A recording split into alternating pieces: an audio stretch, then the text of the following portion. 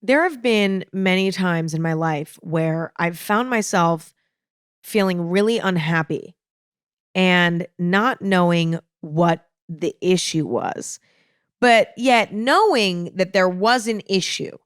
And then a few months later, I would discover what the thing was.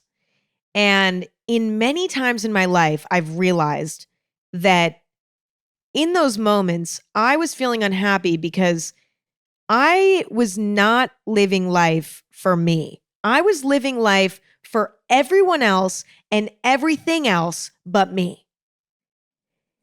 I wasn't listening to my own opinions. I wasn't making decisions for me. Everything I was doing was a product of someone else's ideas, someone else's schedule, etc. You know? And what's really interesting about falling into a phase of not living life for you is that you don't always notice it. It happens slowly and it's not obvious. It's kind of hard to spot. And that's why almost every time I've experienced it, I've not realized in the moment that it was happening.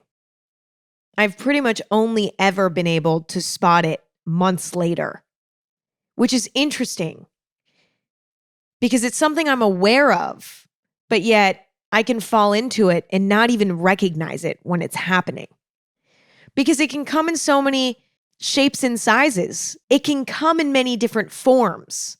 It's not always the same twice, but it has the same psychological impact and the same terrible feeling. When you're living life for someone or something else other than you can weirdly feel trapped in a way. You feel trapped by confined maybe. I mean, is trapped and confined the same thing? Not really, maybe. You can feel sort of confined to some other force and what that's sort of inspiring you to do. And it can be really upsetting. And so today I wanted to talk about living life for you. And I want to discuss some of the sneaky ways that you can find yourself in a routine where you're not living for you. Discuss some situations that sort of cause this experience. Discuss what it can look like. Discuss how to get out of it. Because when you're living life truly for you and what's right for you, it's so freeing. You feel free in a way because there are so many things pressuring us to do this and do that, whether it's someone we know, someone we love, or it's society telling us to do this or that. There are so many forces coming at us at all times telling us how to do things.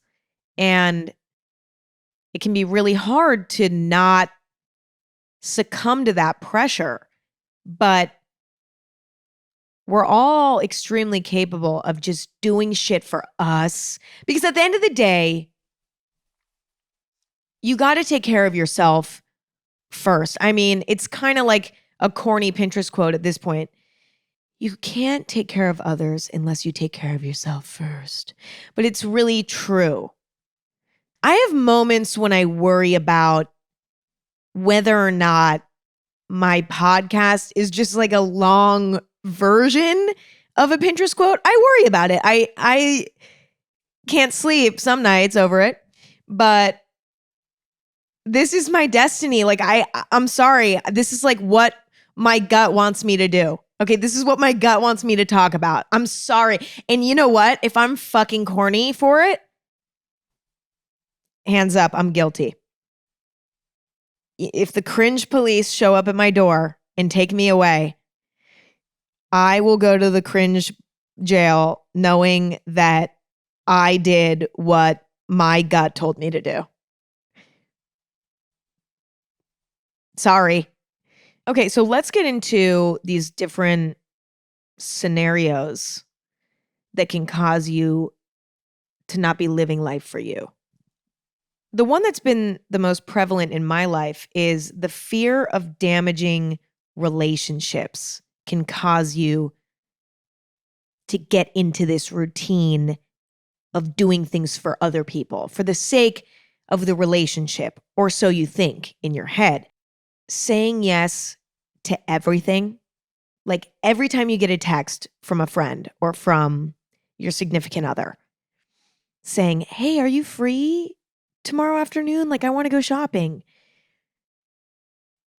In order to say yes to that person, you're canceling all your other plans because for whatever reason, this relationship means so much to you that you will do anything to make sure that it stays preserved.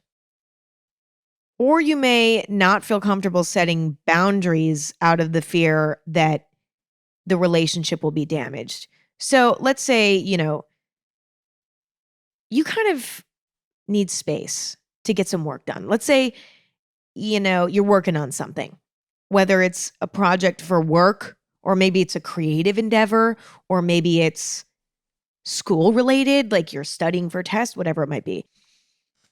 You might not feel comfortable setting a boundary with somebody who you have a relationship with, like a time boundary, like, oh, I can't hang out with you for the next 2 weeks because I need to just grind on this, right? You might not feel comfortable making that boundary because you're afraid of hurting their feelings, or you're afraid of them getting angry and retaliating against you or something.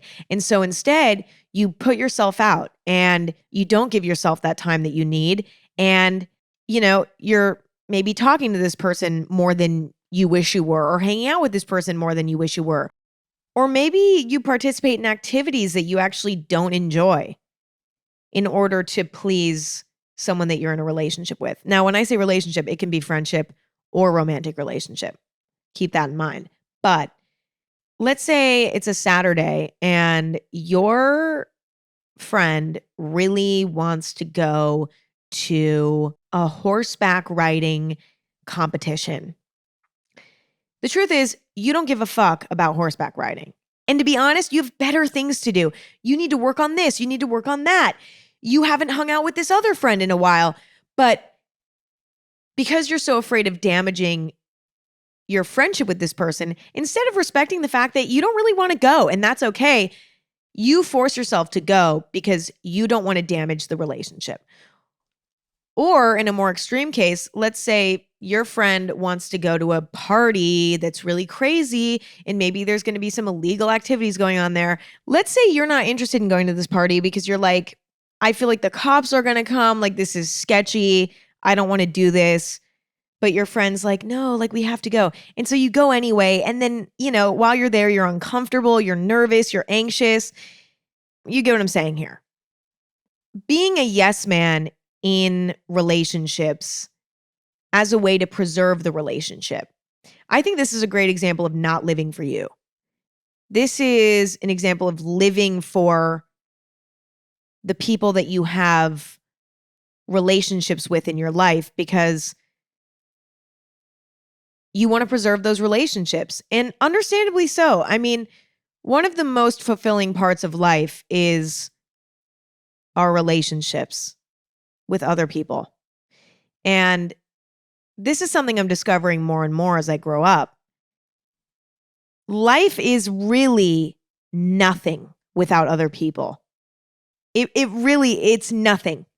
Now, that's not to say that being alone sometimes and being independent sometimes isn't an incredible thing, because it is. And I'm a big fan of independence and being comfortable alone.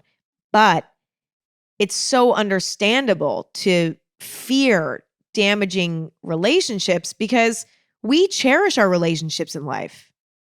But when we're living in fear of damaging relationships to a point where we're canceling our plans to please others, or we're not speaking our mind or standing up for ourselves in order to avoid conflict, or we're doing things that don't align with our character in order to,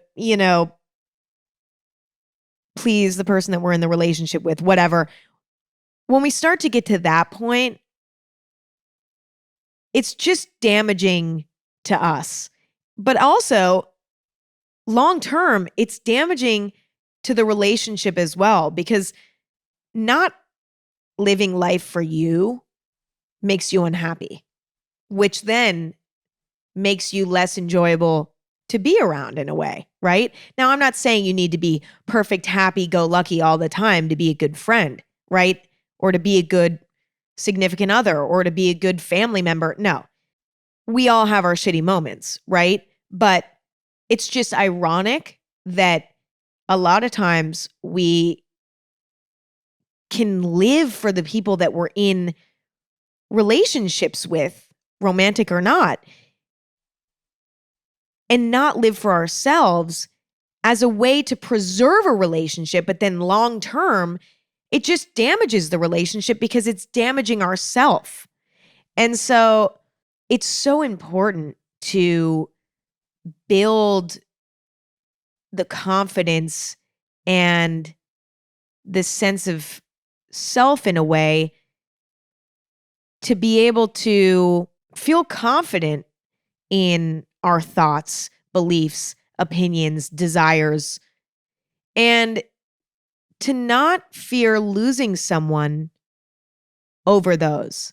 Because the truth is, anyone who doesn't respect your wishes in a way, who doesn't respect you and what you want to do and your space and your time, isn't somebody that you really want to be in a relationship with anyway.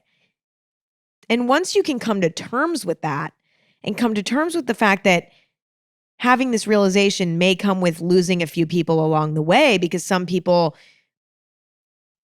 may not be able to do that, then you can truly have relationships where you have this healthy balance and you're being a good friend, significant other, family member, whatever, but also you have a solid sense of self. And just because you love them and you appreciate them doesn't mean that you agree with everything that they say and want to do everything that they want to do and have time to hang out with them 24/7, right? I think the real formula to avoiding this type of situation is to, number one, work on your sense of independence. Working on your independence is so helpful with this specific situation because independence is a superpower, because what it does is it allows you to be more picky with who you spend your time with, because you're okay with having a little moment of loneliness.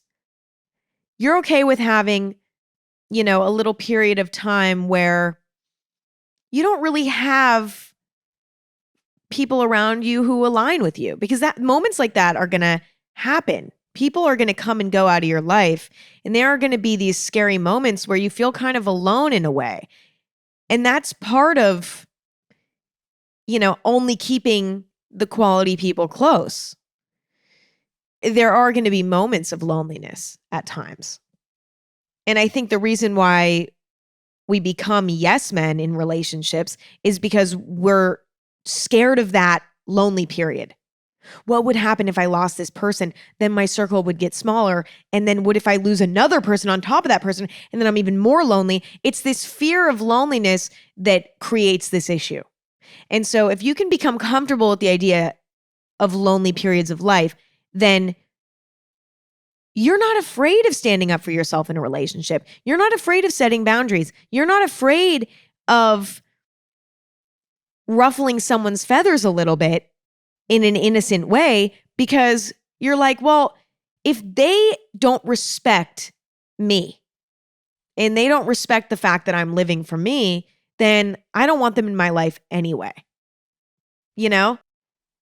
The next scenario we're going to be discussing is familial pressure. We all have very different dynamics with our family, but I would say it's overwhelmingly common to experience a level of familial pressure. Although I've been really fortunate that I haven't really felt this in my family. You know, my parents have always been very relaxed about what I do with my life, which is a miracle and is so rare. I've had maybe some extended family members have a strong opinion about what I'm doing with my life, or, maybe criticize something that I'm doing, or ask, questions like, why aren't you doing this? Why aren't you doing this? Sure. But when it comes to my parents, I've been really lucky. But whether it's your parents or extended family dynamics are interesting because there's this sort of comfortability that's unique. Because in theory, love and family is unconditional. Not saying it's always unconditional, but in theory, it is, which is why there's sometimes this over comfortability in familial relationships, because I think people feel the freedom to sort of behave however they want because they're not afraid of their granddaughter disowning them. They're like, well, but I'm your grandma. Like, you can't disown me. Or I'm your mom. You can't disown me. I'm your dad. You can't disown me. Like, there's a lot of, especially older family members, that will look towards the kids and say, you love me unconditionally, so I can kind of say whatever the fuck I want to you, and you're gonna like it, right? And I think that can be a problem at times because family members can feel comfortable to share opinions or expectations that they have for other family members that are maybe not cool to share or aren't even appropriate to share. I think that this level of comfort and security can cause an incredibly open and at times even judgmental dialogue that can sometimes overstep or feel demanding or overly judgmental because our family members feel safe to do so.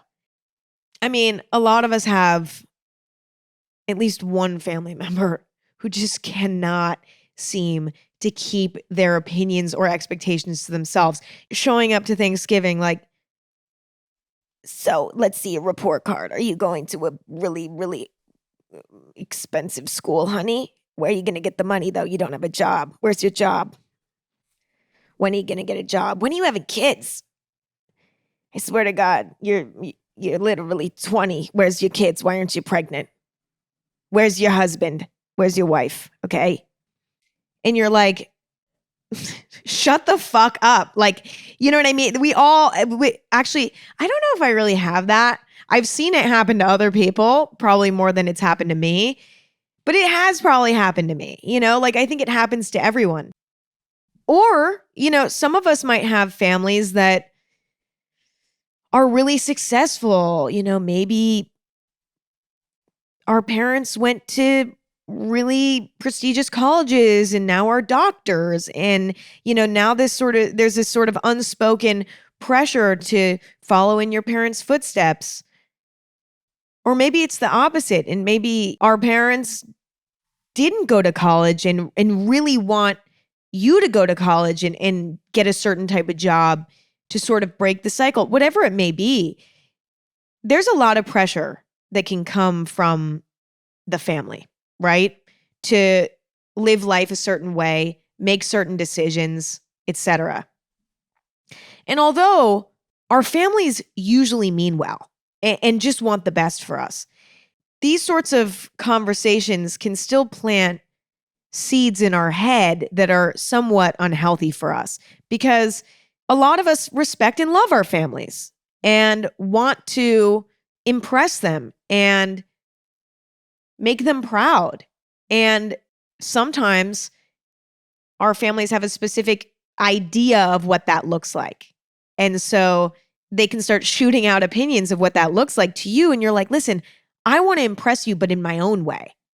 And sometimes our family members can't comprehend that, you know? I was really fortunate because my parents, the college situation was for them was not necessarily super transformative. My dad did not graduate. My mom went to an art school, I believe. And that wasn't really something that, benefited them in their careers. I mean, I think it was probably a good experience for them both, but I don't think it really changed their career trajectory. But yeah, I mean, I was fortunate that my parents never put pressure on me because I don't think they were concerned about upkeeping an image with the way I turned out, because they don't really care about that. Like, they don't care about the status of what job you have or what college you went to or how much money you have. So that wasn't really a concern. But again, to not make this all about me, that's not the case for everybody. And although I haven't experienced it, I can fully empathize with what that would feel like.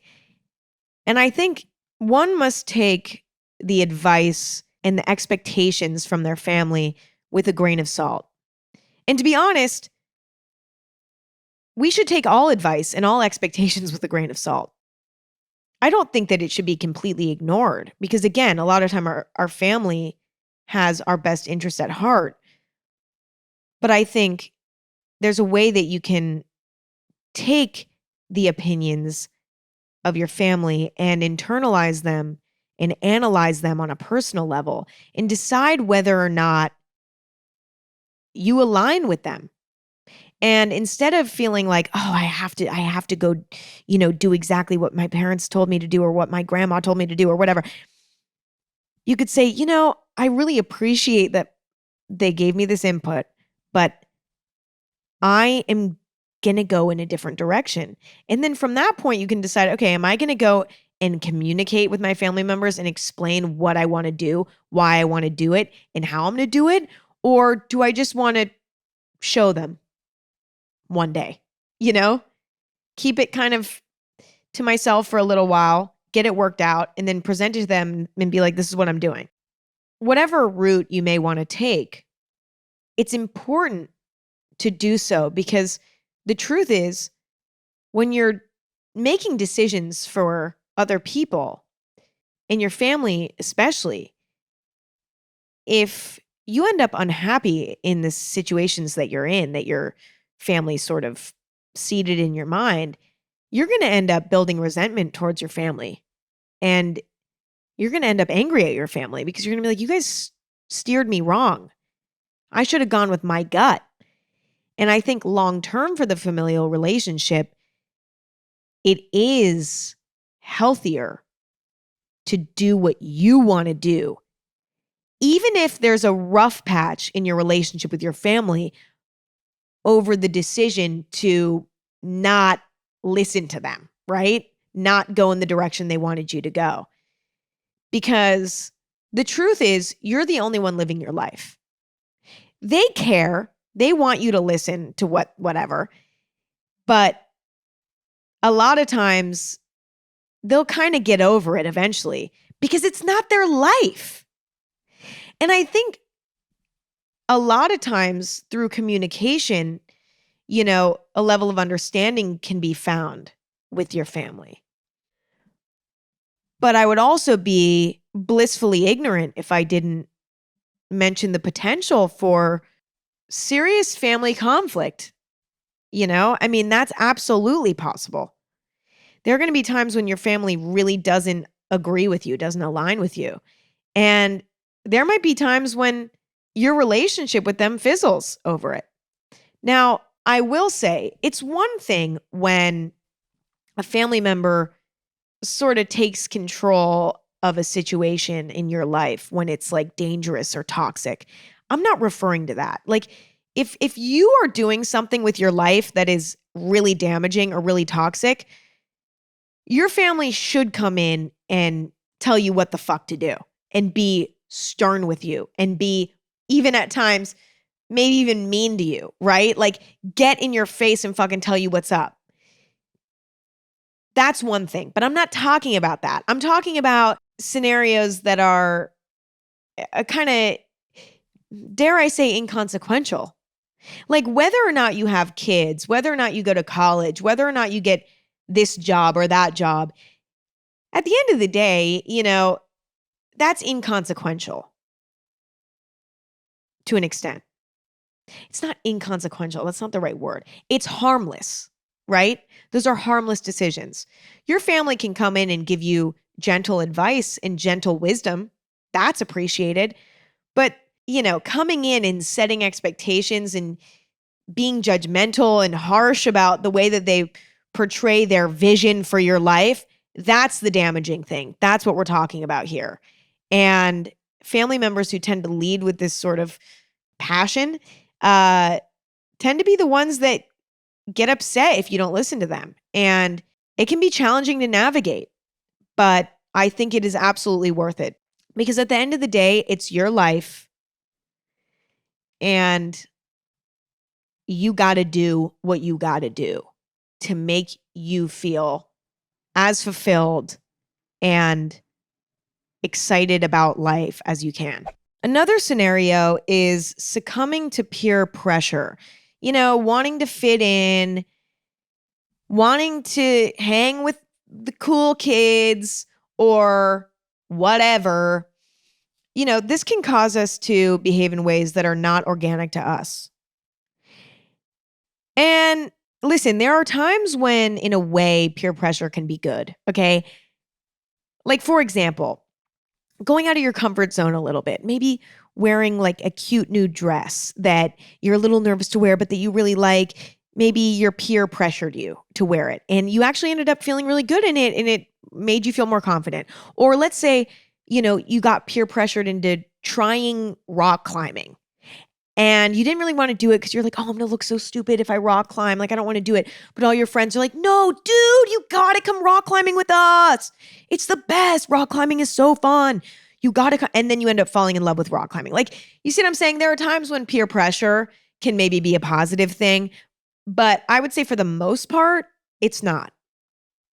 I just had to mention at least an example of when it can be positive because I don't want to ignore those types of moments. But I think the term peer pressure tends to come with a negative connotation. I don't think most of us use that term in a glowing way.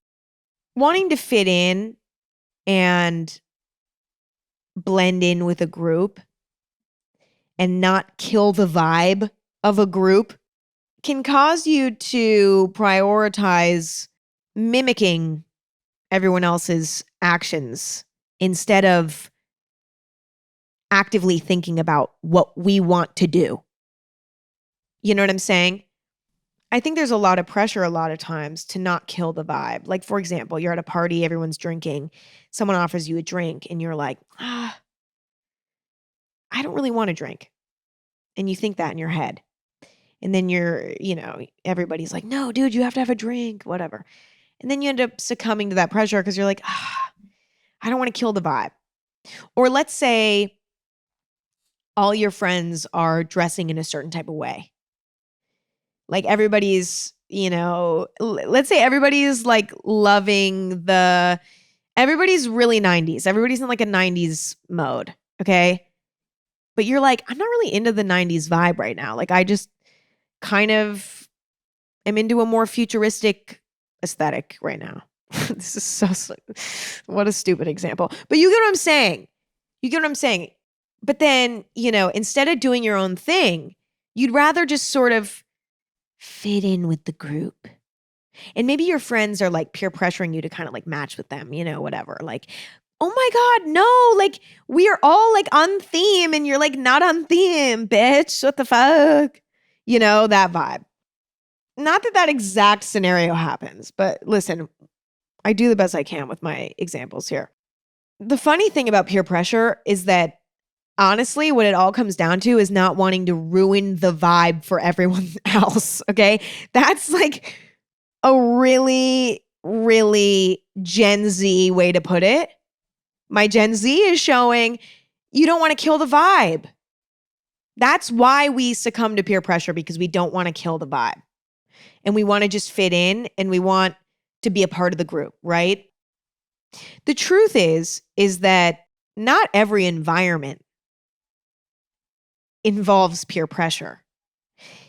When I was in middle school and high school and things like that, I put myself into situations where I felt somewhat peer pressured, whether it was to go to a party or it was to wear a certain type of clothes or it was to have a crush on this boy because everyone else has a crush on this boy. Whatever it was, like I put myself into scenarios where I was peer pressured. I also think it's more common to experience peer pressure in middle school and high school than it is to experience in adulthood, but I think it absolutely occurs in adulthood, Like I think a good example of how it could happen to an adult would be, let's say, a mom, a new mom just gave birth, right? All of her friends have also recently given birth and they're all telling her how to be a mom, right? Because they had kids first. So they're all like, okay, well, we all put our kids into this preschool because this preschool teaches your kid how to do long division at 6 months. Years old, 6 months, years old, long division. My kid's going to be so fucking smart, smarter than yours. But yeah, put the kid into this preschool and feeding my kid this baby food because I think that this baby food will make my kid the next top model. So I'm feeding my kid this fucking baby food. And that, you know what I'm saying? And then you kind of get peer pressured into doing the same for your child as a mother because all your mom friends are telling you, this is what we're doing. What are you doing? And then you're like, well, I don't know. I haven't really thought about it. Then you're like, oh, they're like, well, you should be doing it like this. And then you're like, well, but I was actually thinking about putting my kid into this preschool and feeding my kid this type of food because of these reasons. And then they're like, what? No, you can't. You know what I'm saying? It happens no matter what age you are. I mean, I think the older you get, the less it occurs. But, all of this to say, these types of environments are avoidable. And I think when you find yourself in a place where you're experiencing peer pressure, the first step is to analyze whether or not you even really enjoy being around the people that are peer pressuring you. That's the first thing to ask yourself. And I think most of the time you're going to discover, wait a minute, I don't even really think these are good people to be around. I don't think these are good influences on me.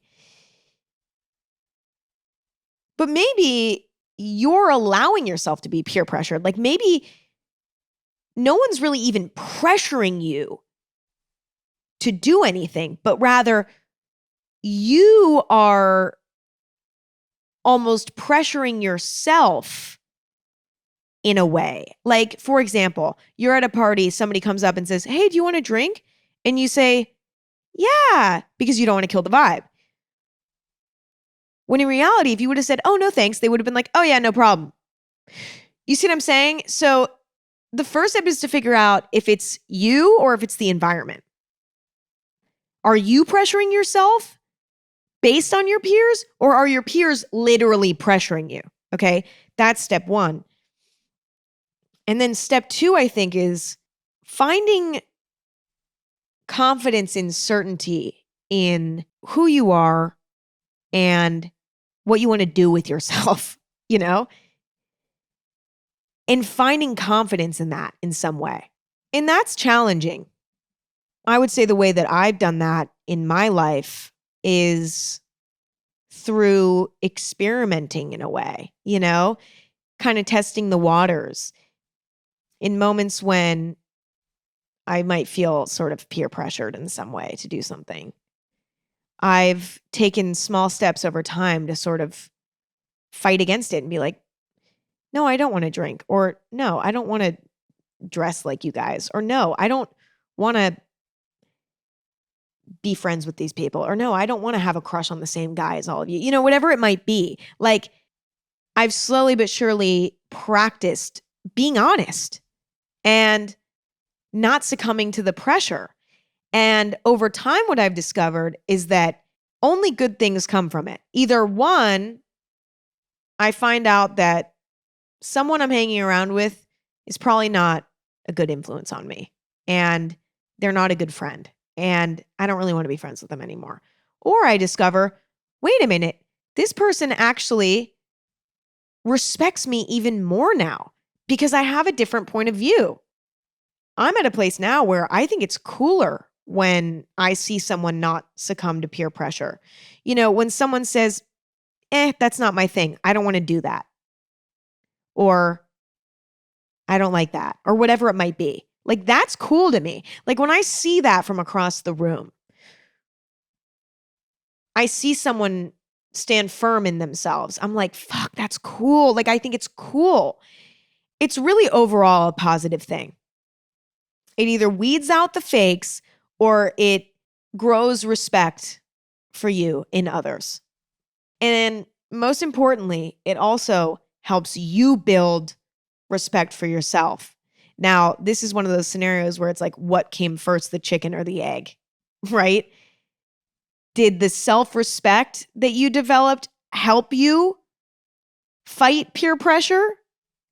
Or did you develop self-respect through combating peer pressure? I think it's a combination of both. I think you need a little bit of self-respect and a little bit of confidence to start standing up for yourself and standing firm in what you want to do. But then I think what comes once you start doing that is even more self-respect and self-confidence, because you start to realize, wow, this actually makes people appreciate me even more. And I get to just be myself and do what I want to do with my life. And it's only making my relationships higher quality and my life higher quality. What a beautiful thing.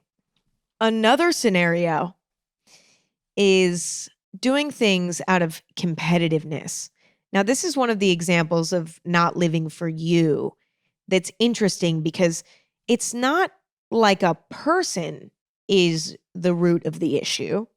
It's not like there's one person or even a handful of people that are causing you to not live for you and to instead live for them. This is one of those scenarios that are more complex, because you're living for a thing more. How do I even explain it? Well, I'll just try my best.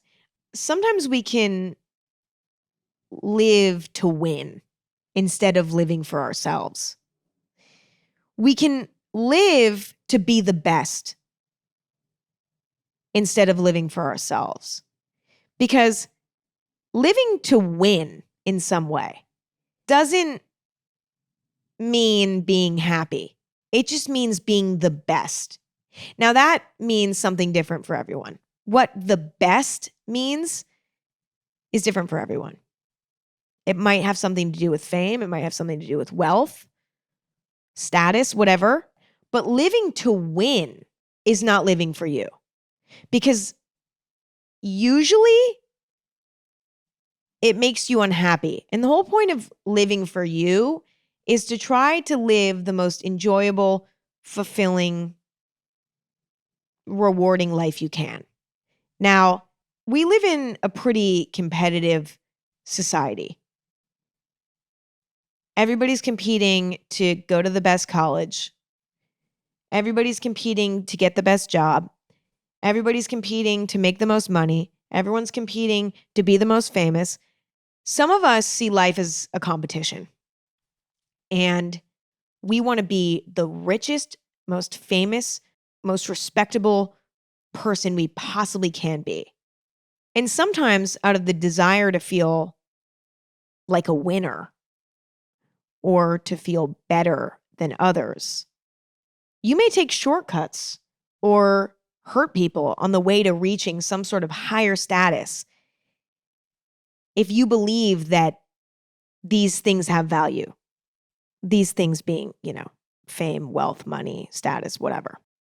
And that's what I mean by not living for you. Like, living for you means doing things that align with you morally, doing things that make you feel good. But when you're living to win, you might take shortcuts. You might hurt people on the way to the top because you're living just to win. My dad and I were actually talking this morning about how he never chose a high-paying job because those jobs never allowed him to have any flexibility in his schedule.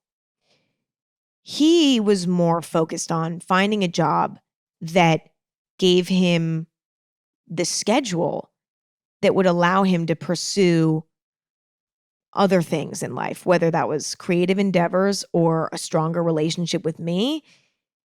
He chose to make not a lot of money in exchange for a happier life. Because out of everyone on the planet that I know, my dad lives for him. And to him, being, the wealthiest brother out of his 3 brothers, being the wealthiest guy on the block in our neighborhood, didn't matter to him. Because to him, happiness and fulfillment was the number one priority. And so he was living for him by choosing not to work a higher paying job so that he could have flexibility in his life, even if it meant that he had to sacrifice other things. And I think he's a great example of not living to win. Because the truth is, living to win a lot of times makes you lose because you aren't as fulfilled in your life. Living for you is winning. Doing what you want to do is winning.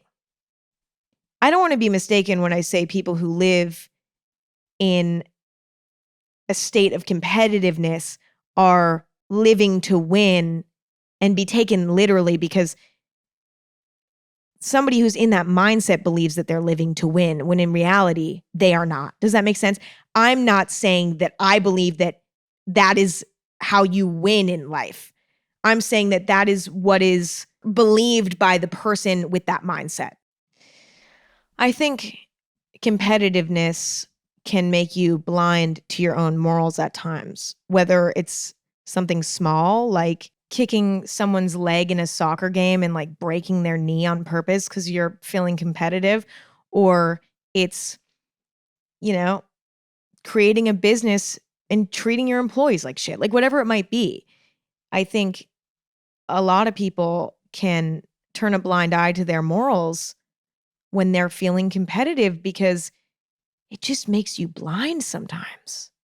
I think if you're in a place where you're sort of living in this competitive space and you're not living for you, you're living to win, the only thing you can do to sort of turn that off is to really, really work on your priorities. And it's so hard because shifting your priorities, it's fucking tough. And I don't judge people who are living in a competitive mindset. Listen, there's a priority imbalance, but it's something that's challenging to fix. And so in a lot of ways, I feel for people who are experiencing this specific scenario because it's so hard to turn off. And we've sort of been conditioned to see wealth and status and fame and fortune as being something that signifies winning in life, that makes you feel fulfilled, that makes you feel whole in some way. And the truth is, it doesn't do that. It's shockingly less fulfilling than you would expect. And a lot of people who are living in this mindset will find that out the hard way. And it would have been much easier to make decisions based on what was going to make you feel most fulfilled. Now, it's also complicated because maybe going to a prestigious college will actually make you feel fulfilled. Maybe that is living for you.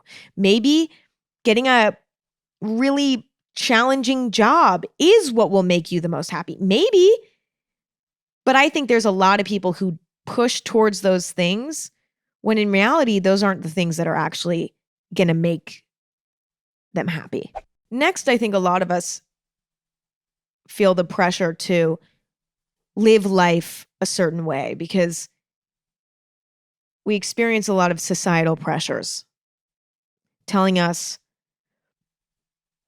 how to live our lives. Okay, we go to school, we go to college, we get a job, we get married, we have kids, we die, and it's picture perfect and everyone's happy and life goes on. Well, no, I guess life doesn't go on because you die after that point. And I think a lot of us feel the pressure to live to accomplish that specific goal. I think a lot of us feel the pressure to live to fill that mold. And as much as I think there is some value to that trajectory, it's kind of like the obvious trajectory, you know? As much as I think that it can be valuable for some people and it can be a positive experience and a positive path for people, I think that it can also be damaging to an extent because we're sort of trained to believe that if we don't follow that trajectory, that we failed. And there are going to be a lot of people who truly live life for themselves and follow this trajectory because it's the obvious way to go. It's the comfortable way to go at times. And it can be a really fulfilling way to go, right?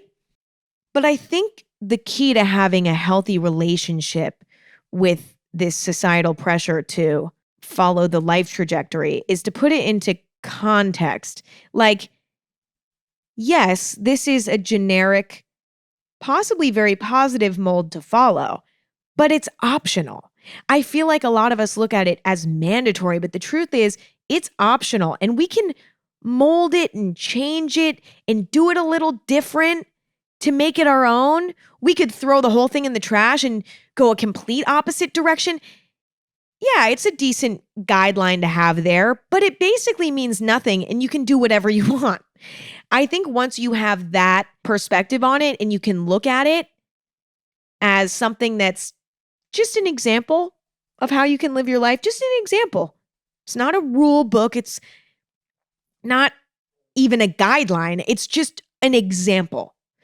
If you can look at it like that, then I think you can appreciate it for what it does offer, you know? Because like there are things about it that are, I mean, it's so simple. It's like the sort of trajectory is so simple. It's like school, college, work, family, die, right? That seems so simple. It doesn't seem that hard to follow. But there are some people who don't want to go to college, or there are some people who don't want to get married. There are some people who want to get married later in life. There are some people who want to have kids later in life, adopt kids later in life. There are some people who just want to have dogs instead of having kids, whatever. There are some people that want to graduate early from high school like I did and do something completely random with their life. You know what I mean? I'm able to now see the value in this example because I'm not looking at it as a mandatory guideline in my life. I think there's a lot of resentment that grows towards this sort of mold because a lot of us feel pressure to fit ourselves into it. But I think once you can just look at it simply as an example, you can actually healthily analyze it as an option and figure out what you really want to do for you. Because once you look at it as just an example, you can decide whether or not it works for you, or how you can tweak it to make it work for you, or how you can go in a completely different direction. And I know that sometimes it's more than just a societal pressure to follow that trajectory. I mean, as we mentioned earlier, the familial pressures can definitely relate here because a lot of times our families will tell us, well, when are you getting married? When are you going to college? When are you going to have a kid? And that complicates things, but it's a process of reframing the way we look at societal pressures. And instead of looking at them as a mandatory mold, instead just looking at them as an example. That's it. It's a matter of unlearning this societal pressure completely and realizing that it means nothing. And that's really challenging because when something has been shown to you since you were a child, in movies, in real life, etc., it can be so hard to then unlearn it because it's just been a part of your life forever. It's so hard to unlearn something that's been in your mind since you were a child, but it can be done. And I did it. It was challenging though, because I was so dead set on like fulfilling this trajectory. School, college, job, kids, family, whatever, die. And I ended up not going to college. I have kind of an unusual job that's not like a traditional job. I would like to have kids and have a family, but that's kind of the only part of that trajectory that I stuck to traditionally, right? And there was a lot of doubt when I was going off track a little because I was like, this is risky. Like, this is scary. This is bad. I'm like, I'm going to get screwed over. Like one false move and I'm going to get screwed over. The truth is, that's not really true. Like, you're going to be okay. You don't need to go to a 4-year college to succeed in life. I feel like we're taught from a young age that if we don't sort of follow this guideline perfectly, that we're going to just end up with $0 in the bank account, and listen, that's possible. Don't get me wrong, but you can totally make shit work. Like you can make it work no matter what. You don't need to go to a 4-year college to succeed in life. You don't need to have kids to feel fulfilled in life. I mean, there's so many different ways to live life. And last but not least, living for the internet. I saved this for last because I love talking about the internet. It's my favorite topic. A lot of us are living for the internet. Okay, a lot of us. And listen, I'm guilty of this. I am guilty of this. When I used to film my day-to-day life for YouTube, I found myself living for the internet, not living for me. I found myself doing things for the sake of a video, doing things for the sake of Instagram. I was not living for me. I was living for the internet. I think we feel a pressure to present ourselves in a certain way on the internet because it's such a powerful way to represent our personalities. But I think when this can turn sour is when we're participating in activities that are not organic to us. We're not doing things that we would normally do. We're doing things just for the sake of how it will look online. For example, people will go on vacations just for the sake of social media. People will hang out with people that they don't even really like just for the sake of social media. I mean, this is probably more prevalent with people who consider themselves to be influencers, whatever that means anymore, says me, but whatever. But I think it's prevalent across the board. And I think the key to turning that off is to make it a rule in your mind that you will live for you first, live for the phone, and live for the camera second. Every time you do something that you're going to document, ask yourself, am I doing this for me? Or am I doing this for the camera? Because it is not fun to live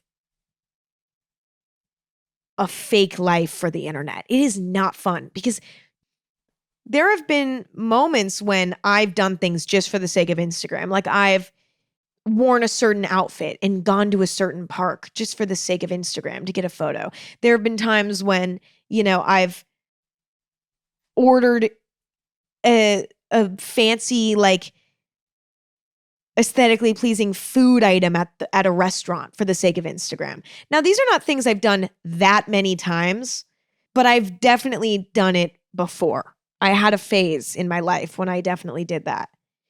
And I would say now I'm happily in a place where I live for me first and for the camera second.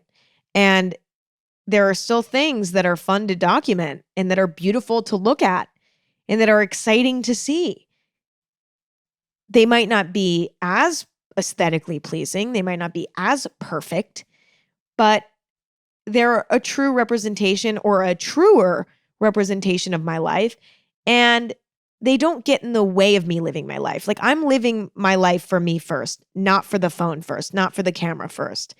And that makes life so much more enjoyable because it's so much more enjoyable to go out and have a picnic with foods that you really like, even if that's a fucking Smucker's Uncrustable. Okay, not very aesthetic, but it's so much more enjoyable to go out and do that than to go out and buy foods that are overpriced that you don't even really like anyway, just for an Instagram photo. And that's the goddamn truth. That's all I have for today. Living for you. It's a lot easier said than done. And I struggle with this to this day. And I will probably struggle with this on and off for the rest of my life. But I think just being aware of it and being mindful of it is a really, really impactful thing. So that's all we have for today. Thank you so much for listening and hanging out. I really, as always, appreciate it so much. And I love the time that we spend together. And I love the time that we just get to hang and talk. It is such a pleasure. And if you want to tune in to future episodes, new episodes every Thursday and Sunday, you can follow Anything Goes on Instagram at Anything Goes or on Twitter at AG Podcast. You can follow me at Emma Chamberlain on Instagram. You can check out my coffee company, Chamberlain Coffee. I didn't really drink any of my coffee today. I don't know why. I did. It is my third today. So I'm just kind of slowing down. But anyway, you can check out my coffee company, chamberlaincoffee.com, at Chamberlain Coffee on Instagram. Delicious coffee. I mean, cute little accessories. Check it out if you like coffee or tea. You can also use code AG15 for a little discount. Special Anything Goes listener discount. Okay, whatever. And that's all I have to discuss today. Thank you again for hanging out. I love and appreciate all of you very, very much. And can't wait to talk in a few days. All right? TTYL. Talk to you later.